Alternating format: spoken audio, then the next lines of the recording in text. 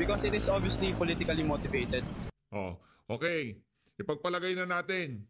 Ipagpalagay na natin ha. Ito nag-iiyakan to pagka ginagamitan ng AI eh. Pero minamayat maya nila itong si VP Sara. Partida ha, binalita ho yan noong Billionaire News Channel. Ang matindi ho dito mga kababayan talagang well orchestrated di ka nga yung paninira kay VP Sara sa paggamit na yan ng OpenAI. Na ano ho yan, napasadahan doon sa naging interview ni VP Sara kanina, yung unang video natin. Ngayon, ano ho bang problema dito? O hindi ho natin pinag-uusapan kung AI generated o kung cartoons man yan nagsasalita dyan o kung pare, madre o kung sino man. Ang tanong, totoo ho ba ang sinasabi noong AI na nagsasalita? Kasi ano ho yan kumbaga, kung anong lalabas sa bibig ng bata na yan o kung sino man nagsasalita na yan, kumbaga isasali mo yan doon sa prompt mo para bigkasin ng i-generate na video ng AI kung ano man ang gusto mong ipasabi doon sa video na yon. Ang tanong dito, fake news ba ang sinasabi ng bata na nasa video na yan? Na politically motivated yaang impeachment na yan itong si Vice President Sara Duterte. Tama mali? Ano ho ba? Hindi ho ba talagang pamumulitika lamang yung ano na yan, yung impeachment na yan? Yun ang tanong doon. Kasi iba ho yung AI-generated na fake news. Iba yung nagsasabi ng katotohanan. Dalawa ho kasi yan. Pagka ikaw, eto wala siyang binabanggit na politiko. Iba ho yung gagamitin nyo yung AI tapos maninira kayo ng mga tao. Yun. Yung kay VP Sara, ginamit yung OpenAI na yan, yung ChatGPT na yan, para siraan siya, siraan yung partikular na politiko. Dito sa isa na to, di natin malaman, mamaya ho, maiintindihan nyo kung bakit medyo may hugot tayo dito. Yung mga nasa Malacanang press cartel, talagang galit na galit dito sa video na to, gayong wala namang pinapatungkulang politiko. Di ba? Pinapaliwanag lang ng video, politically motivated. Talagang pinupolitika, sinisiraan lang si VP Sara. Kung iimbestigahan ang confidential fund ni Vice President Sara Duterte, might as well, imbestigahan natin lahat. Wag lang nating isingle out itong si VP. Tama naman, yung pinupunto nitong video na to, it doesn't matter. AI generated, totoong taong nagsasalita. Wala ko tayong pakialam dyan.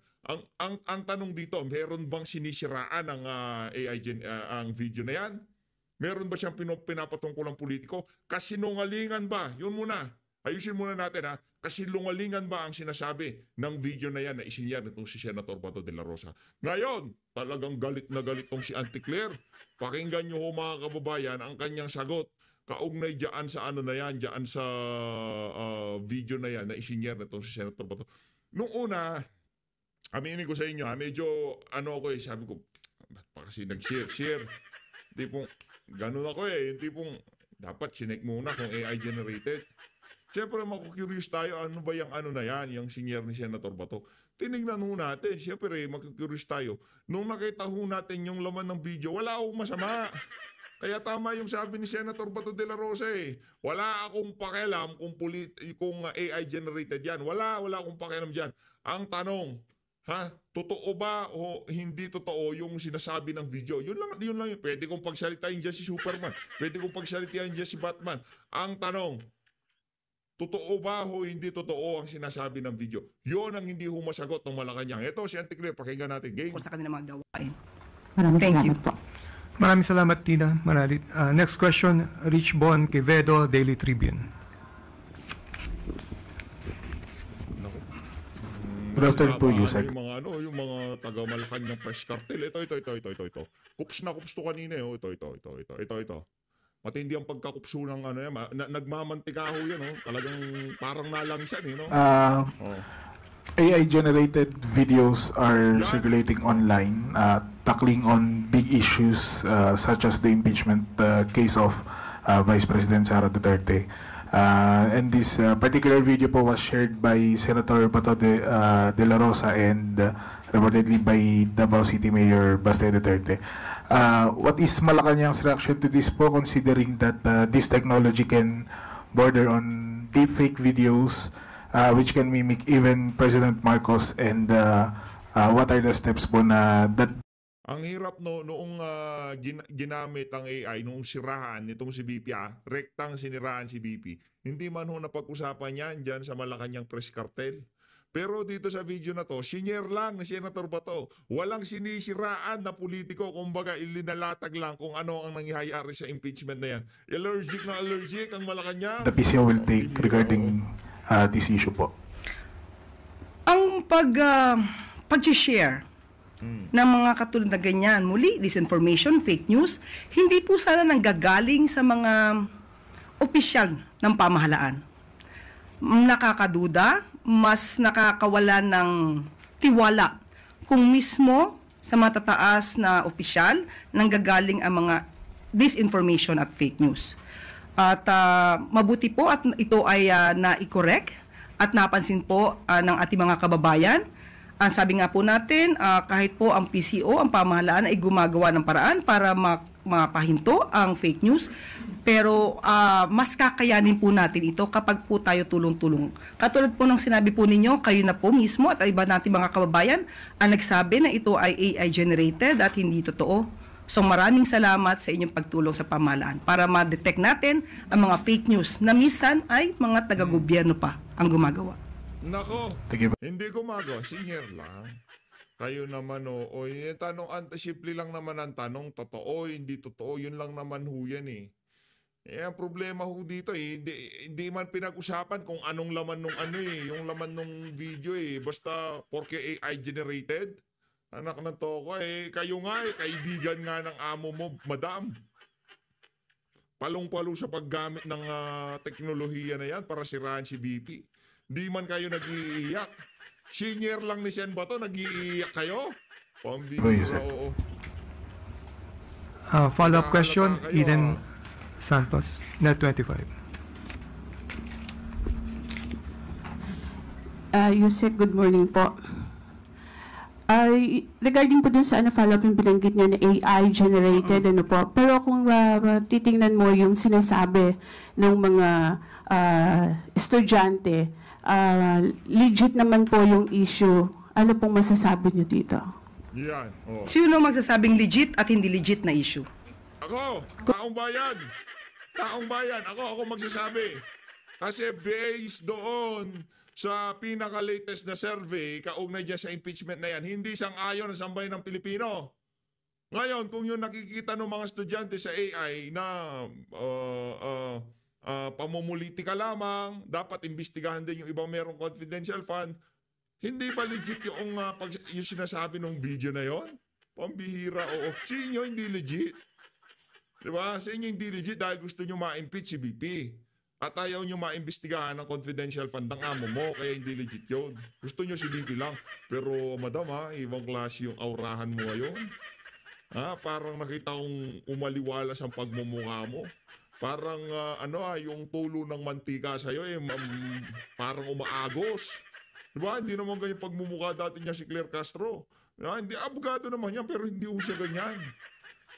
Parang na ho siya ngayon, parang artista na di ba? Tingnan nyo naman kutis na yan, di ba? Kung ito ay galing sa isang fake news or AI generated, so hindi tayo pwede magsabi na ito ay lehitimo o ilehitimo ang issue. Thank you po. Maraming salamat, Eden. With no more questions. Follow-up, Ivan Merino. Santos yan Ma'am, more on that point, kung sakali hong Nako, may ito ang mantika nito hanggang na. Baka hanggang sa tahanan nila, may mantika ito galing sa malaki. Ano yan? Lahat na nagtatanong dyan. Except Ma'am Eden Santos. Siya lang ang nagtatanong ng dyan, medyo mabibigat na katanungan. May mga taga-GMA, mga ABS, wala ko yan, News 5, walang kwenta ko mga tanong yan. Ang tanong na mga yan, baka pinapatanong pa ni Claire Castro sa kanila para makapangatwiran lamang ang administrasyon nitong si Bangag dyan sa mga issue na yan. share nga ng mga opisyal ng gobyerno, whether purposely or inadvertently, is it incumbent upon them to apologize or to take it back once they realize that it was actually AI generated and fake? Unang-una po, Ikaw ba't mag-apologize? Apologize? O siyan ba ito pinagpapasori ganitong si Evan Mayrina Pambira, mag-apologize? Ano ginawa ni Sen Bato? Hindi ba pwedeng yun ang nararamdaman ko doon sa video na yan, kaya isinyer ko? Hindi ba ganun yun? Mag-a-apologize ako sa feelings ko, ganon? Dahil yun nasa utak ko, mag-a-apologize ako dahil yun AI generated, sinyer ko lamang. Dahil hindi ko ma-express yung gusto kong sabihin at yung AI generated na yun, natumbok niya ang nasa kaisipan ko, magsusorry ako. Kapal naman ang mukha nitong reporter na to. Pambihira, Po, hindi naman kinakailangan mag-apologize. Yan. Kung ginamit lang naman ng kanila, ang kanilang mga talino para alamin kung ang kanilang isi-share Naku, ay ba to?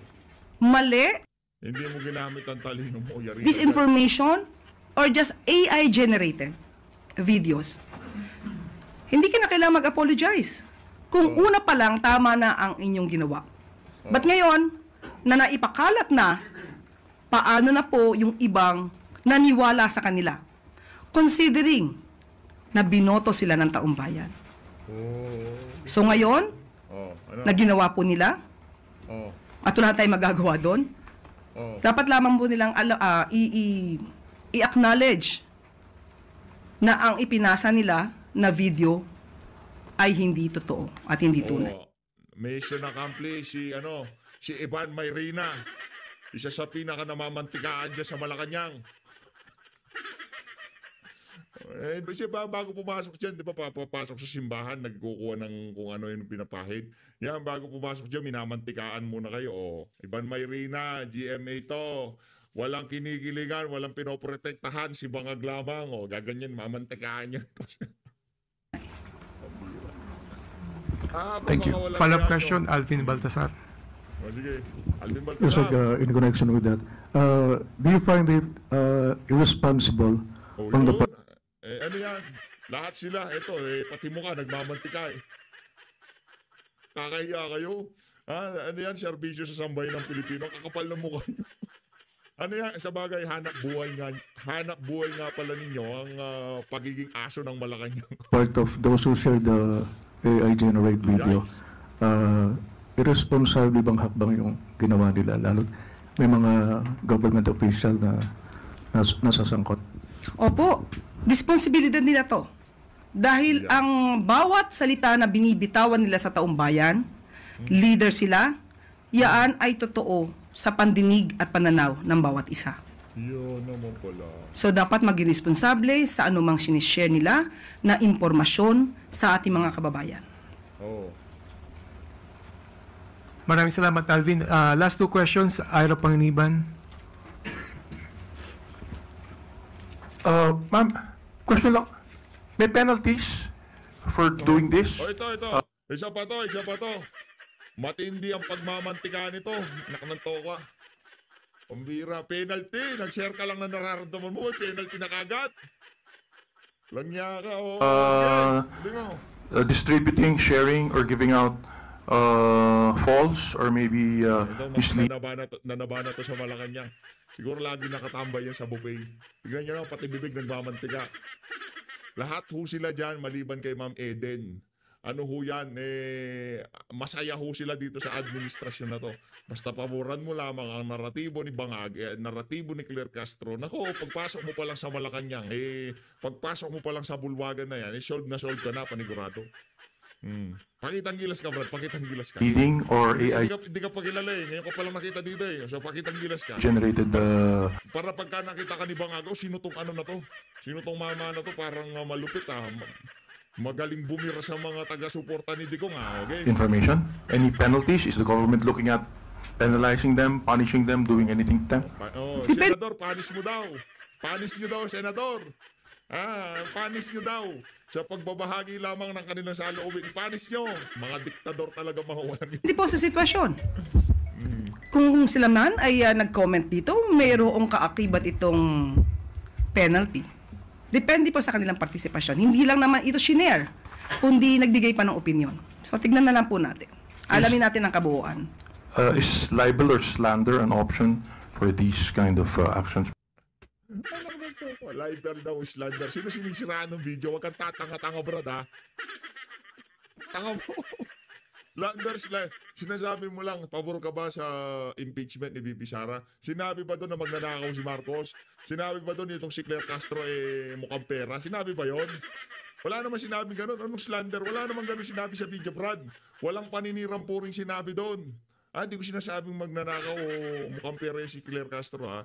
Ibig sabihin, ginawa ko lang halimbawa. Kung hindi naman sinabi yung mga kataga na yun, wala naman Sinabi ba yun doon sa video? Ano sasabihin mo slander? Ang sabi ng video, tinanong yung bata, itong bata na to, yung bata kanina, pabor ka ba sa impeachment ni VP Sara? Hindi. Ano yung ibig sabihin? Opinion, sa loobin, nararamdaman. Slander, nararamdaman mo, sa loobin mo, walang yaka. Pati buhok mo Can be. Pero sabi nga po natin, alamin po natin ang punot dulo nito. Mahirap pong magsalita agad na may liability ang isang tao.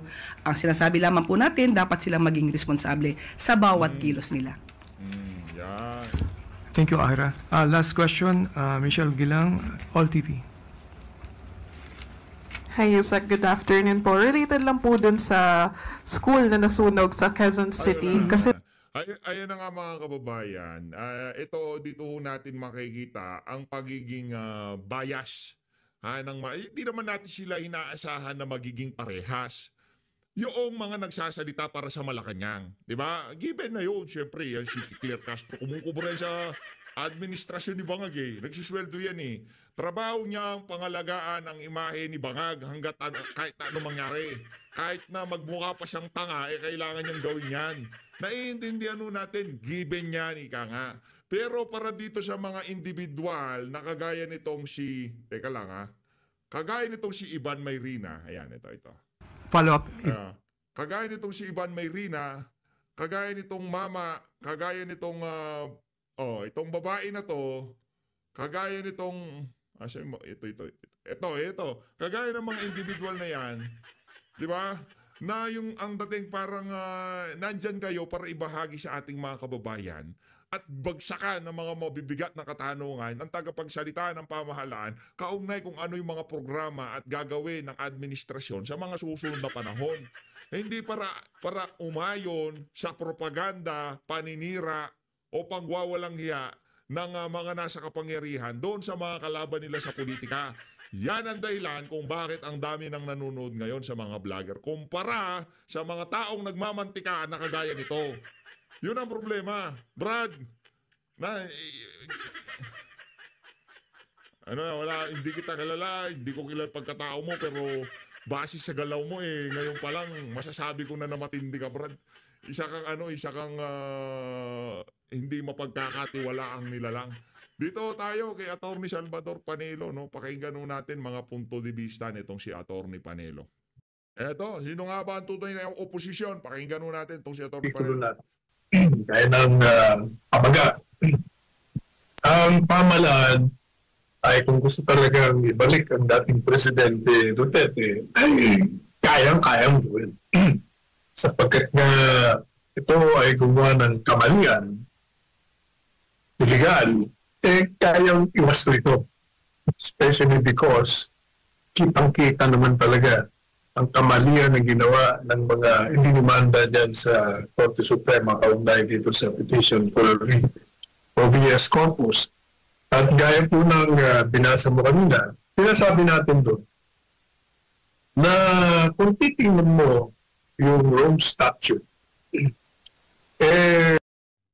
maliwanag po ang itinatakda noon na kailangan yung warrant of arrest na inisyo ng International Criminal Court or ICC ay dapat bago mo maipatupad ito, bago mo ma-arrestuin ang tao, ay sumunod sa mga proseso ipinatakda. At ang nakalagay doon, kailangan dumaan ito sa isang judicial authority. Kung sabihin, sa madaling salita, ito ay kailangan na maghain ka muna sa isang lokal na hukuman dito sa ating bansa upang siguruhin na yung pong proseso na itinatakda nila ay naisagawa at naipatupad. Pangalawa, yung karapatan ng akusado ay kinilala mo at binigyan mo ng pagkakataon na ipaliwanag sa hukuman ang kamalian ng inisyong warrant of arrest. Yung po ang hindi nila sinunod. Yung. At ang pinagpipilitan nila, sila daw, DOJ, ang tumayo na bilang judicial authority na kabalbalan at katawa-tawa. Ano magiging judicial authority na silang tumayo? Kaya doon po sa isang dokumento na nagpapakita kung sinunod nila yung Rome Statute kaugnay sa pagpapatupad ng aresto, mandamiento de aresto. Specifically yung numero 59, 59. Talagay doon. Kung sinunod ba yung process, yung sinabi ko sa iyo na kailangan dumaan ka muna sa hukuman ng lokal at siguraduhin mo na walang irregularidad at kinilala mo ang karapatan ng akusado. Alam niyo po ba ang sagot doon ng ambassador? Siya po pangalan ng ambassador niya. Ang sabi niya, I don't know. Don't know. Hindi ko alam. Meron yun, hindi niya alam. Kaya nung nagkaroon ng Senate hearing dyan hindi niya malaman kung anong paano yung papaliwanag. Kasi nga, ang katotohanan talagang hindi nila sinunod. Kaya they were playing safe, kunyari don't know. Pero sa mga pahayag ng DOJ, sinasabi ko na, yung sinunod namin kami ang judicial authority. At sinabi po natin sa ating petisyon sa Court Suprema, dyan sa kulungan, na sa saligang batas natin, maliwanag na ipinatakda na ang pag-issue ng warrant of arrest dito sa ating bansa, kailangan yung judge, yung hukom na tumanggap ng demanda, personal na pag-aralan kung merong probable cause.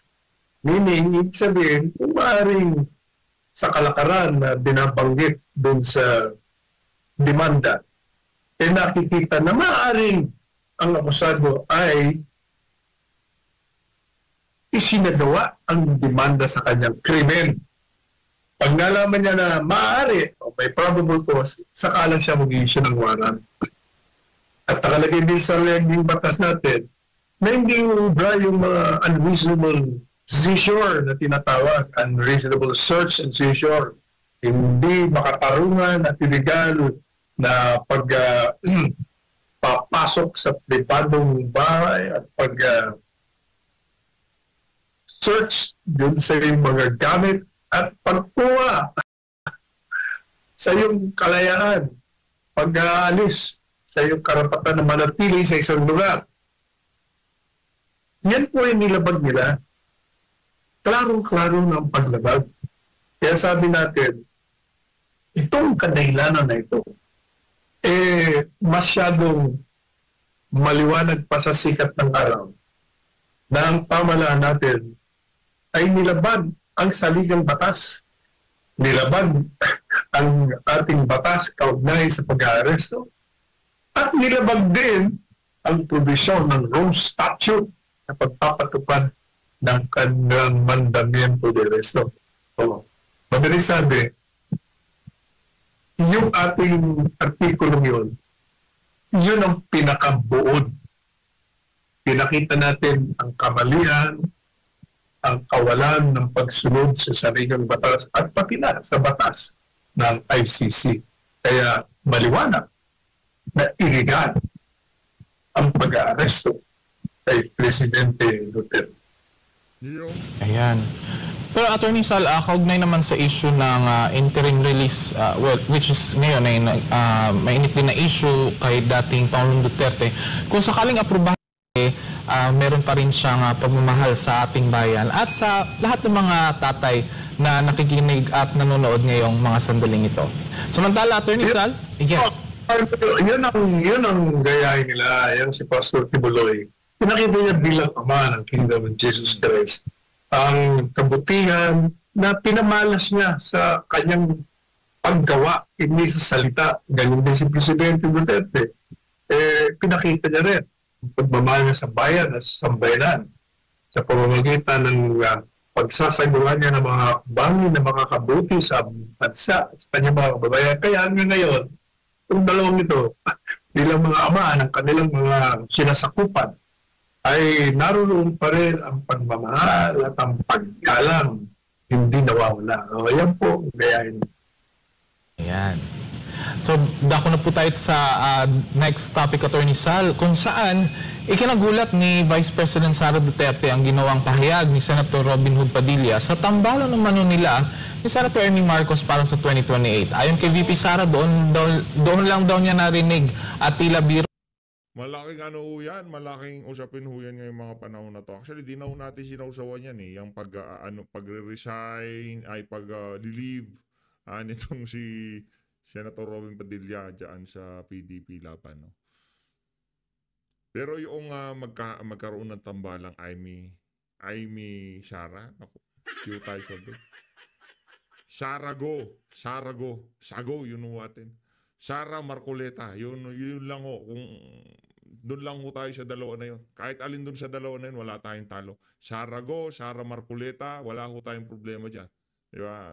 Ika nga yung madodominate nila yung 2028 pagka kung sakaling itong mga individual na to ang nagkaroon ng chemistry sa mga susunod na panahon. Biro lang ito ni Padilla. Samantala, binanatan niya si Palace Press Officer Claire Castro kaugnay ng komento nito tungkol sa kanya at kay Marcos at sinabing wala kayong aasahan mabuti sa kanila. Tinawag niyang garbage in, garbage out ang mga pahayag ni na Claire at Representative Franz Castro at itinanggi namang magkamag-anak sila. So, tingin niyo, Attorney Sal, Sara Amy sa 2028, joke lang talaga ba ito ni Senator Robin? Definitely. Pakiliti lang yun. Actually, siyempre hindi manggagaling sa kanya. Na siya ang maraming may gusto na siyang maging katandem ni Vice Presidente Inday. Actually, ngayong mga panahon na to, hindi na tayo isa doon sa mga individual na gusto nating makitang mag-tandem itong si VP Sara at itong si Senator Robin. Hindi natin alam kung ano mga darating sa mga susunod na panahon, pero base sa mga recent development, ang pinaka-viable candidate talaga nitong viable tandem ni si Senator nitong si Vice President Sara Duterte, Senator Christopher Bongo, Senator Dante Marcoleta, o di naman ho kaya Senator Bato de la Rosa. Sila yung tatlo lang ho na yun. Yung tatlo lang ho na yun. Marami naman pwede, maraming magagaling dyan. Kaso, again, balik ho tayo doon sa yung tsansa na manalo. Lagi ho tayo doon bumabalik eh. Pero pagka senador, marami ho tayo dyan. Ika nga, nakalinya na yan. Sa 2028, yung mga hindi pinalad o nadaya noong nagdaang eleksyon, dapat ho silang sumubok ng isang beses pa. At itong si Atty. Salvador Panelo, kung gusto niya umisa, wala namang problema suportahan din natin siya, di ba? Sa 2028. At yung mga tandem ng dalawa, ay minsan ka, News Mariose. Hindi mo pwede pagkatiwalaan itong babaeng ito. Yan, palakpakan natin ito si Atty. Salvador Panelo. Ako, number 1 ako dyan. Pagka mga ganyan ang litanya kay Senator Amy Marcos, pinapalakpakan ho natin yan. Hindi mo pagkakatiwalaan niya si Amy. Wala, hindi pwede yan. Ano yan? Manggagamit yung mga yan. Kaya, definitely, yun talaga joke, as in joke. Ang medyo malungkot na balita, palagay ko hindi niyo pa alam, ang pagbibitiw bilang presidente ng PDP laban ni Senator Robin Padilla, hindi na siya, nag-resign na siya. Siguro mga more than a week na magkausap kami, talagang pinaplano niya na. Masyado na Unlike other brands.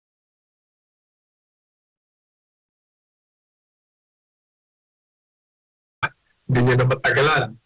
Kasi marami nang iintriga sa kanya, wala nang inggit ni Robin Padilla. Kung ano-anong sinasabi tungkol sa kanya, kaya sabi niya, iwanan ko lang ito, bahala na kayo. Kaya hindi na siya ngayon ang presidente ng PDP laban. Pero, Attorney Sal, meron na po ba silang ipinalit kay Senator Robin? Meron na. Meron na. Ito naman po, Attorney Sal, on marami ho talagang di natuwa doon sa mga, actually nung panahon pa ng kampanya, di ba, mas